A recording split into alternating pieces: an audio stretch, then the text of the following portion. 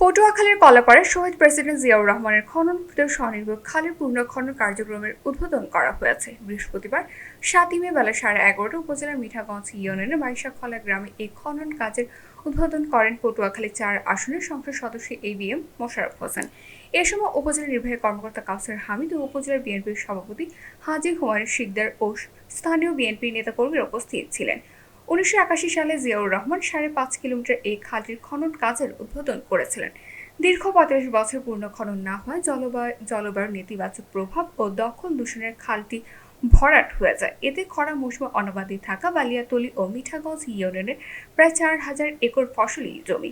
খালটির খনন কাজের পর পানি প্রবাহ স্বাভাবিক হলে 3 ফসলের জমি চাষসহ ব্যাপক উপকৃত হবে 2 ইউনিয়নের প্রায় 20,000 মানুষ। প্রাথমিক পর্যায়ে 1,40,00,000 টাকা ব্যয়ে এই খালটি 1.5 কিলোমিটার খনন করা হবে বলে জানিয়েছে উপজেলা প্রশাসন।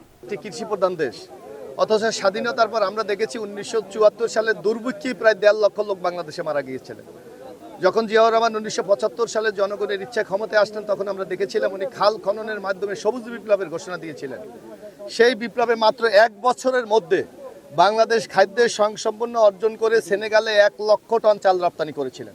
অর্থাৎ খাল খননের মূল উদ্দেশ্য হলো কৃষিতে স্বাবলম্বী করে আমাদের খাদ্য স্বয়ংসম্পূর্ণ অর্জন, এবং এর সাথে আমাদের পুষ্টি এবং আমিষের জন্য যে অন্যান্য জিনিসগুলি দরকার, আমাদের মৎস্য চাষ, আমাদের শাকসবজি চাষ, এগুলিকে উৎসাহিত করার জন্যই বেসিক্যালি এই খাল খনন প্রকল্পটা গ্রহণ করা হয়েছিল।